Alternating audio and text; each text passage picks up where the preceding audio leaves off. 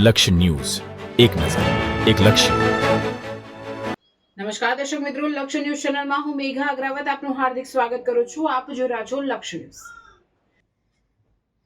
ધાંગધ્રામાં બાળકની હત્યાનો મામલો, તાંત્રિક મહિલા સામે ગુનો નોંધાયો. પશુ બલિના વિવાદમાં 4 વર્ષના બાળકનો જીવ ગયો. ધાંગધ્રા પુનિતનગર વિસ્તારમાં પાણીની કુંડીમાંથી 4 વર્ષના બાળકનો મૃતદેહ મળવાનો મામલો.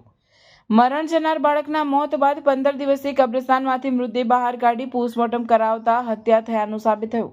બાળકને પાડોશીમાં રહેતી અને ભૂવી તરીકે ઓળખાતી રેહાનાબેન માયકે બાળક પર તાંત્રિક વિધિ કરી મારી નાખવાનું બહાર આવ્યું. પોલીસે હત્યારી ભૂવીની અટકાયત કરી પૂછપરછ હાથ ધરી.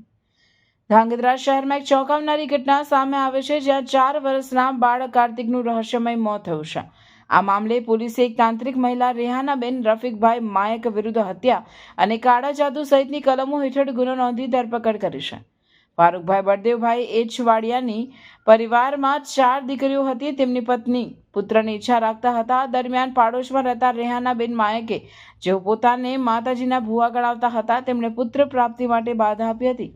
સમય જતાં 1 ફેબ્રુઆરી 2022ના રોજ ફારૂકભાઈના ઘરે 5મા સંતાન તરીકે પુત્રનો જન્મ થયો, જેનું નામ કાર્તિક રાખવામાં આવ્યું. પુત્ર જન્મ બાદ રેહાનાબેને પોતાના માતાજીને પશુ બલિ આપવાની માંગણી કરી હતી.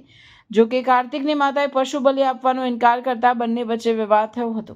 શરૂઆતમાં પરિવારે કોઈ કાર્યવાહી કર્યા વિના જ પુત્રના મૃતદેહને કબ્રસ્તાનમાં દફન વિધિ કરી દીધી હતી. જો કે બાદમાં પુત્રની હત્યા થઈ હોવાની શંકા ઉપજતા ઘટનાના આશરે 12 દિવસ પછી ધાંગધ્રા સિટી પોલીસ મથકે લેખિત ફરિયાદ નોંધાવવામાં આવી હતી. પોલીસે ફરિયાદના આધારે તપાસ હાથ ધરી હતી. મૃતક કાર્તિકની કબર ખોદીને મૃતદેહને બહાર કાઢવામાં આવ્યો અને ફોરેન્સિક તપાસ માટે મોકલી દેવાયો. પોલીસે રેહાનાબેન માયક વિરુદ્ધ તાંત્રિક વિધિ, કાળા જાદુ અને હત્યાનો ગુનો નોંધી તેમની ધરપકડ કરી વધુ કાર્યવાહી હાથ ધરી છે. ધાંગધ્રા સિટી પોલીસ સ્ટેશનના પોલીસ ઇન્સ્પેક્ટર ડેનિયલ ક્રિશ્ચિયનને વધુ માહિતી આપતા જણાવ્યું હતું કે ફરિયાદીએ ગભરાઈને બાળકની દફન વિધિ કરી હતી. પીઆઈ ફરિયાદીને 4 દીકરીઓ હતી. પીઆઈ ફરિયાદીએ પુત્ર પ્રાપ્તિ માટે વિધિ કરવા કહ્યું હતું. આરોપીએ વિધિ કરીને પશુ બલિ આપવા કહ્યું હતું. દીકરો જન્મે પશુ બલિ ચડાવવાની વાત કહી. ફરિયાદીએ પશુ બલિ આપવાની ના પાડી હતી. સપનામાં કશું આવે તો પશુ બલિ આપવાનું કહ્યું હતું. વિધિમાં પશુ બલિ ન આપતા આરોપીઓએ ખાર રાખ્યો હતો. મોકો મળતા આરોપીએ ફરિયાદીના દીકરાની હત્યા કરી. રિપોર્ટર દેવમ ત્રિવેદી, સુરેન્દ્રનગર. 2 એપ્રિલના રોજ પુનિતનગર વિસ્તારમાં સદર ગુનામાં સંડોવાયેલ આરોપી બાઈના રહેણાંક મકાનના ફળિયામાં આવેલ પાણીના ટાંકામાંથી ફરિયાદીના નાના બાળકની લાશ મળી આવેલ હતી.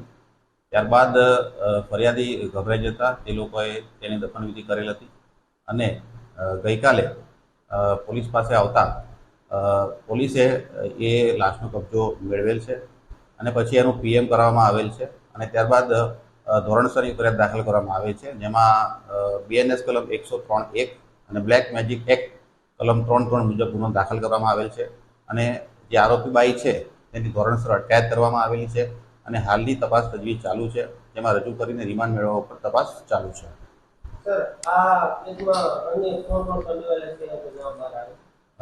હાલની તપાસ દરમિયાન તો અત્યારે એક જ આરોપી છે અને આગળ તપાસમાં બીજા કોઈ આરોપીનું નામ આવશે તો તેના વિરુદ્ધ કાર્યવાહી કરવામાં આવશે.